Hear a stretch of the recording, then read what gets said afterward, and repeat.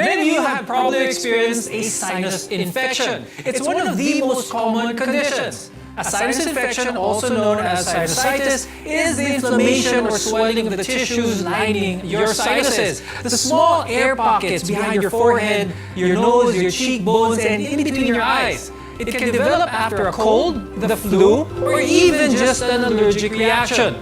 But today, people might mistake sinusitis for COVID-19. The symptoms of the two are very similar, and from headaches to difficulty breathing, and even a loss of smell and taste. Here on MedTalk Health Talk, we'll discuss how to tell them apart and how to best avoid them altogether. I'm Dr. Freddy Gomez. This is CNN Philippines.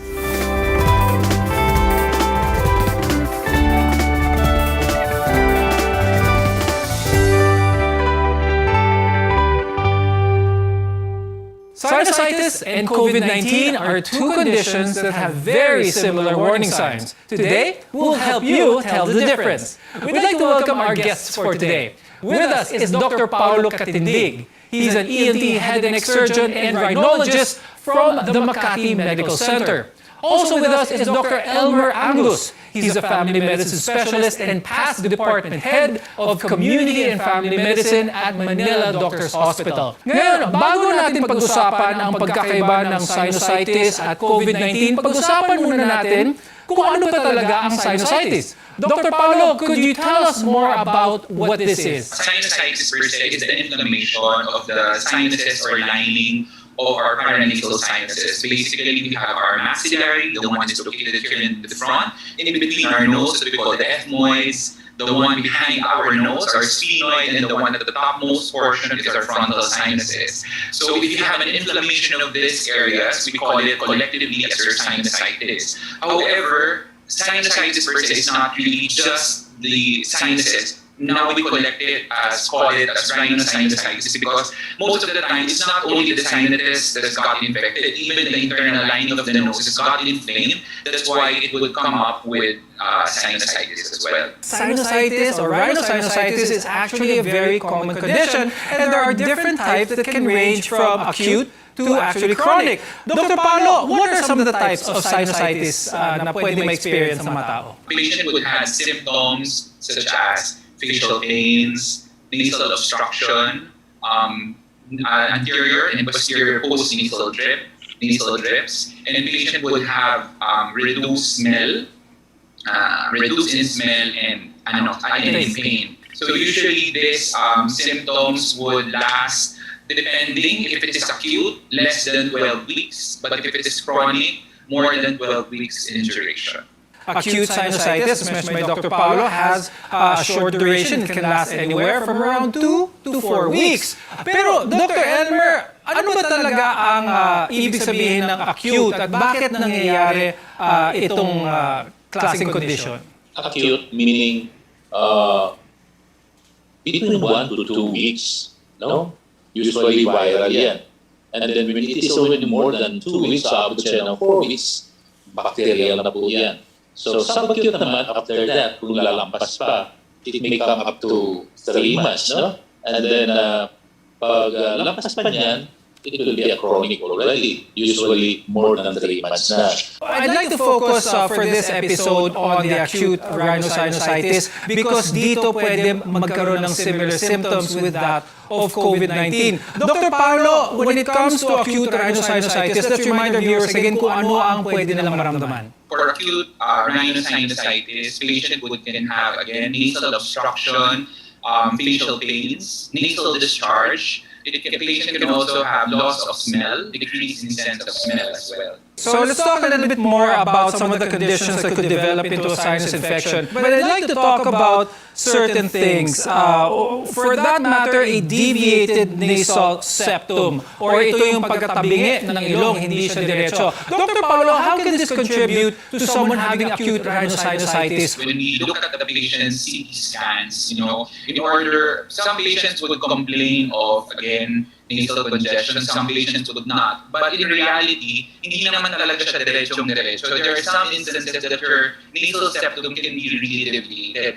It's really the degree of the deviation that would cause the nasal obstruction the symptoms of the patient. Kapag sobrang deviated, dun lang. Some patient would have some trauma. For example, pag karoon ka ng trauma, nabangga, yung iba biglang mababali either yung septum or magkakaroon ng nasal bone fracture. So the deviation can trigger bigla na lang, biglang nawalan ako ng pang-amoy. Are nasal polyps the same as polyps found in other parts of the body? How can this contribute to rhinosinusitis? So nasal polyps are inflammatory tissues that got engorged. Actually, there's really no specific reason until now on why this polyps would come, but most of the time it is correlated because of chronic inflammation. That's why we consider nasal polyp formation as a chronic problem as well. Now, Dr. Elmer, kapag ang pasyente pumunta sa inyo at nagreklamo ng mga ganitong klaseng simptomas, are there any signs and symptoms that would make you immediately say that this is a case of rhinosinusitis as opposed to other possible diseases such as COVID-19? There are symptoms that you can really pinpoint na yung rhinosinusitis mo ay hindi COVID, no? One of that is yung gastrointestinal symptoms like diarrhea, no? Wala naman diarrhea as sinusitis. Aside from that, you are going to have body aches and pains, and especially kung prone na talaga siya sa COVID, no? Positive na. And then you will develop what we call shortness of breath or tawag namin SOB. And magkaroon ka na ng loss of smell or taste. Now, when we return, more telltale signs of sinusitis and how we can tell them apart from COVID-19 symptoms. Keep it here on Med Talk Health Talk. You're watching CNN Philippines.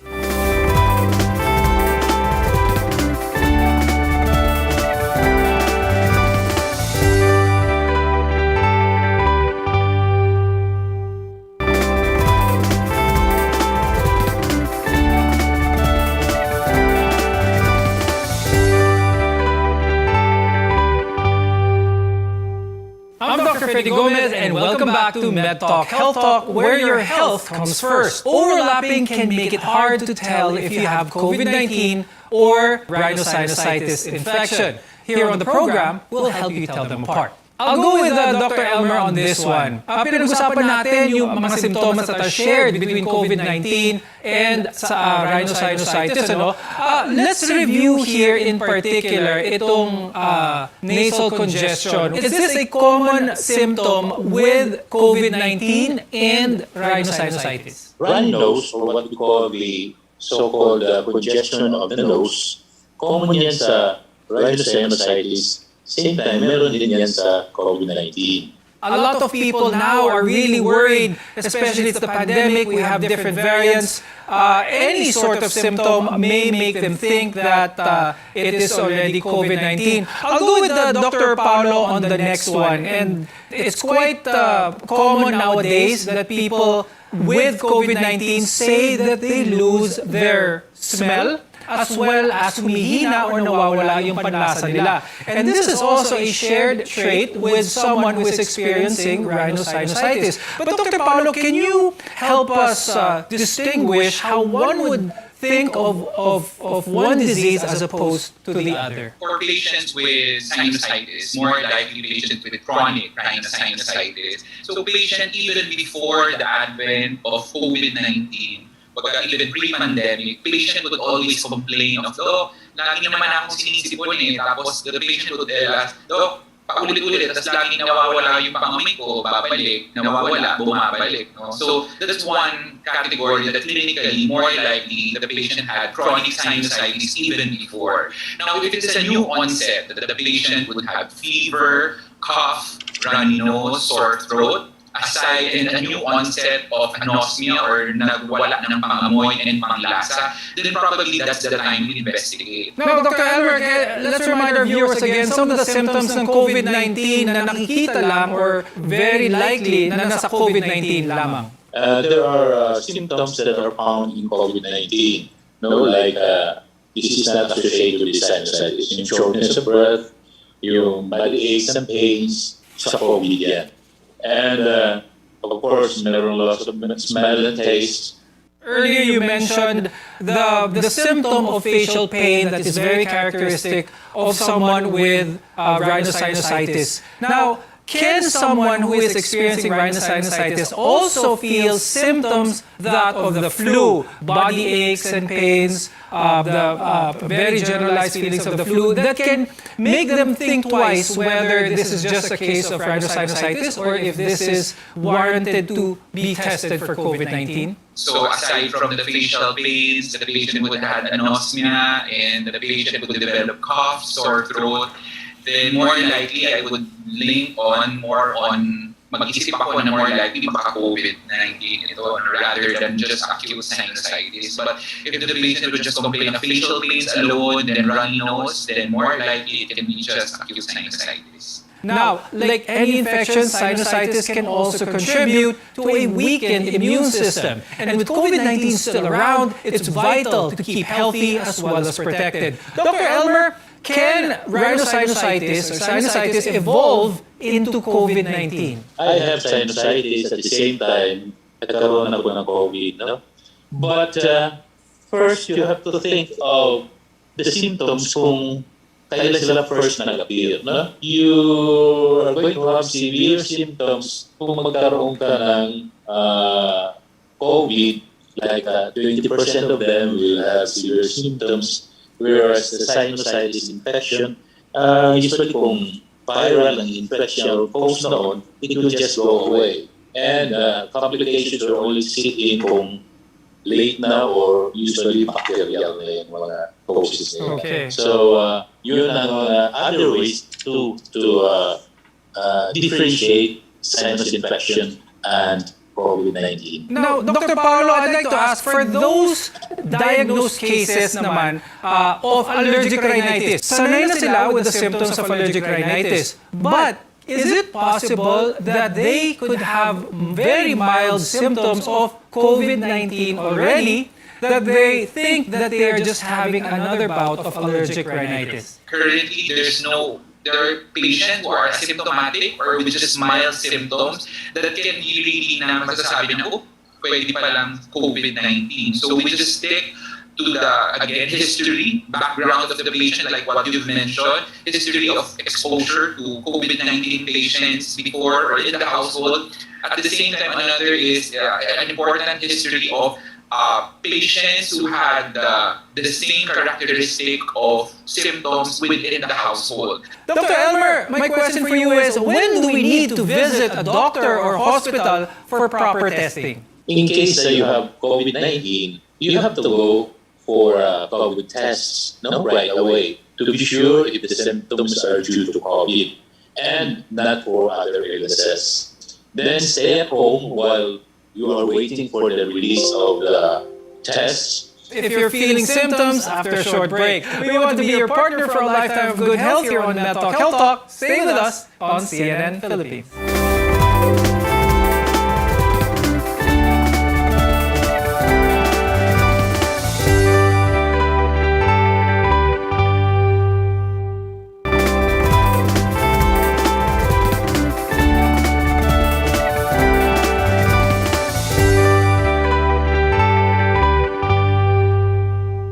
I'm Dr. Freddy Gomez and glad to have you back on MedTalk Health Talk. While sinusitis and COVID-19 have very similar symptoms, treatment for each is also very different. Today we'll discuss what to do if you think you have either condition. Now, we've mentioned that symptoms of sinusitis usually go away on their own, and 70% of people actually recover from rhinosinusitis without the use of prescription medications. But if you have sinusitis and your symptoms are disrupting your day-to-day, there are some home remedies that can help. Dr. Paolo, can you give some of your tried and true home remedies to our viewers? Sinusitis, and most of the time it's viral. So you can buy actually your over-the-counter nasal decongestants at times. Is also helpful as well. Then increase your immune system, like taking your vitamins regularly. It's also an important factor also. And make sure to stay well hydrated, rest, and drink a good bowl of soup. These natural remedies can help your body fight the infection. But when your sinusitis is caused by a bacterial infection, antibiotics is usually recommended to relieve some of the symptoms faster. Dr. Paulo, when it comes to antibiotic use, when is this needed? How is this used? And can our viewers self-medicate on their own? Your ENT doctor might request for a nasal endoscopy, or they would check the inside of your nose.